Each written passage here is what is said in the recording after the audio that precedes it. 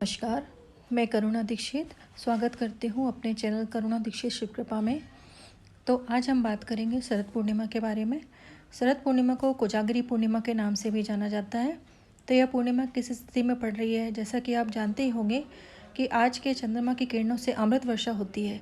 इसलिए शास्त्रों में कहा गया है कि आज के दिन खीर बनाकर उसे चंद्रमा की रोशनी में रखना चाहिए। देखिए, रखते तो लगभग सभी हैं, पर लाभ किसी को नहीं, हर किसी को नहीं होता है। ऐसा क्यों होता है? तो आज हम जानेंगे कि खीर रखने का विशेष नियम क्या होता है और पूजा की विधि क्या होती है, चंद्रोदय का समय क्या है, यह सब भी हम जानेंगे।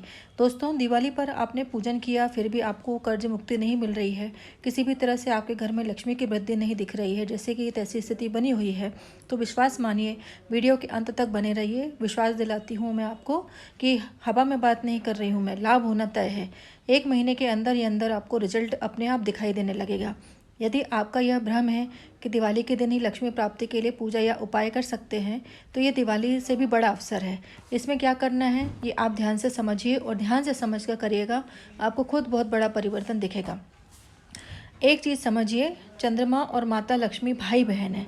शास्त्रों के अनुसार चंद्रमा की उत्पत्ति समुद्र मंथन से हुई और माँ लक्ष्मी की उत्पत्ति भी समुद्र मंथन से हुई थी। इसी कारण इन्हें आपस में भाई बहन कहा जाता है। और आज के दिन माँ लक्ष्मी भ्रमण करती हैं। वे देखती हैं कि कौन रात में जागरण कर हमारी आराधना कर रहा है, तो उसके घर सत्य में उनका निवास होता है। ऐसा शास्त्रों में कहा गया है कि नाम से भी आप जानते ही हैं कि कोजागिरी मतलब कौन कौन जाग रहा है। कोजागिरी कौन कौन जाग रहा है। इस पूर्णिमा को कोजागिरी पूर्णिमा भी कहा जाता है। तो चलिए विधिवत मैं आपको बता देती हूँ कि क्या करना है और कैसे करना है। 9 अक्टूबर को उदया तिथि मान्य होगी। इस दिन चाहे तो आप व्रत भी रख सकते हैं और ना रखना चाहे तो ना रखें, ज़रूरी नहीं है। सुबह जल्दी उठिएगा और अपने नियमित कार्यों को संपन्न कीजिए और घर से कुछ ना कुछ दान जरूर निकालिएगा। आप चाहें तो सीधा भी दान कर सकती हैं। और आज के दिन अपने घर के मुख्य द्वार पर हल्दी से दोनों ओर स्वास्तिक बनाइएगा। घर की सबसे बड़ी महिला इस कार्य को करे तो बहुत अच्छा होगा। तो इसके लिए सुबह सुबह नहा धोकर स्वास्तिक बनाइएगा। फिर एक दीप जलाकर हल्दी, रोली, कुमकुम, अक्षत से स्वास्तिक की पूजा करके शहद का भोग लगाइएगा। तो शहद का क्या करेंगे आप? तो शहद को एक रुई में थोड़ा सा लगाकर जो आपने स्वास्तिक बनाया है उस पर चिपकाकर, स्वास्तिक को गणेश जी का स्वरूप मानकर उस पर चिपकाकर पूजा कर लीजिएगा। और जो दान के लिए कहा था वो आज के दिन जरूर करा दीजिएगा। फिर शाम को आपको चंद्रमा की रोशनी में खीर बनाना है। यदि यह संभव न हो तो आप अपने घर की रसोई में साफ़ सुथरे तरीके से खीर बनाइए और खीर का सबसे पहले भोग माता लक्ष्मी और नारायण को लगाइए। आज के दिन कोड़ियों को ज़रूर पूजा जाता है, तो आज के दिन आप कोड़ियों को ज़रूर पूजिए। अगर घर में हो तो ठीक है, और अगर ना हो तो बाज़ार से कोड़ियाँ खरीद लाइए। आप अपनी इच्छा से 5, 7, 11 कोड़ियाँ ला सकते हैं।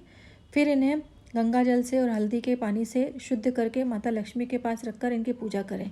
क्योंकि माता लक्ष्मी की उत्पत्ति समुद्र से हुई थी, तो समुद्र से संबंधित सभी चीज़ों से माता को बड़ा प्रेम होता है।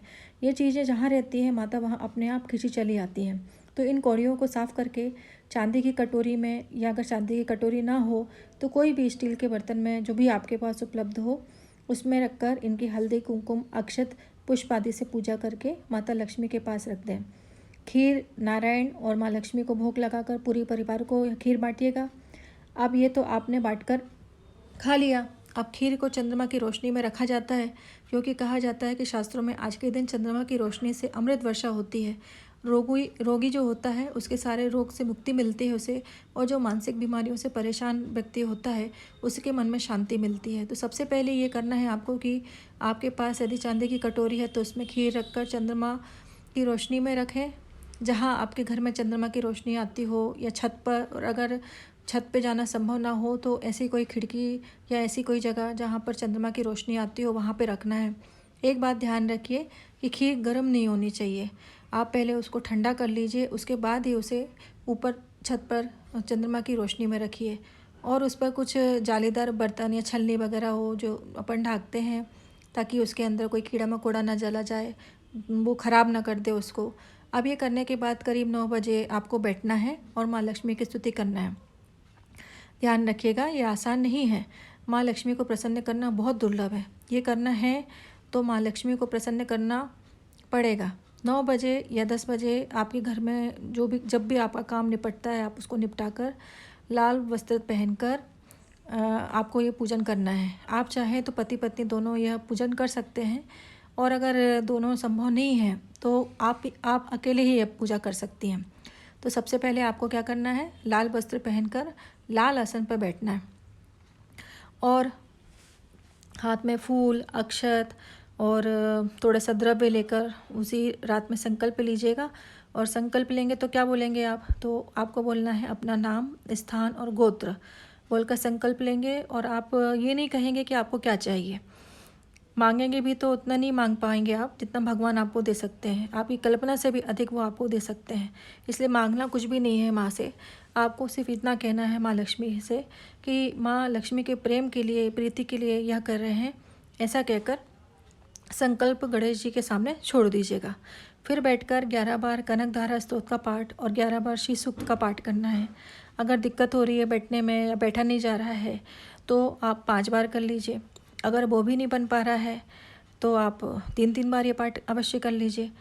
हाँ, अगर कर्ज से परेशान हैं, पैसा नहीं रुकता है, किसी भी गरीबी, आप समझ रहे हैं ना, इसे करके तो देखना है आपको एक बार, तो पैसा आपके हाथ में आने लग जाएगा। 5-7 दिनों में परिवर्तन शुरू हो जाएगा, आप खुद ही देखेंगे, आपको महसूस हो जाएगा।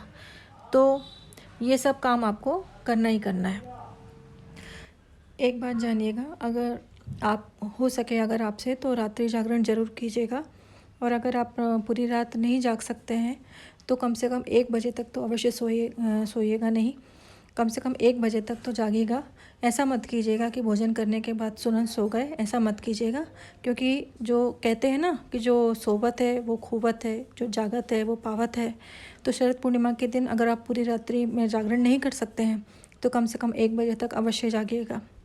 चलिए अब जान लेते हैं कि चंद्रोदय कब होगा। तो लगभग 8:35 पर वाराणसी में चंद्रोदय का टाइम है।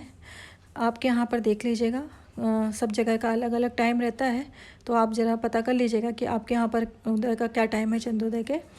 बाकी ज़्यादा से ज़्यादा 5-7 मिनट का ही अंतर होता है दोनों में कहीं पर भी, और लगभग 9 बजे तक सभी जगह पर चंद्रोदय हो जाता है।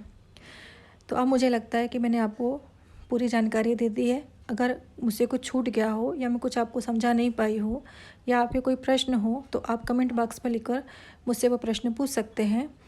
और अगर आपको मेरा वीडियो अच्छा लगा हो तो उसे लाइक और शेयर कीजिएगा, चैनल को सब्सक्राइब कीजिएगा ऐसे ही अच्छी अच्छी वीडियोस देखने के लिए।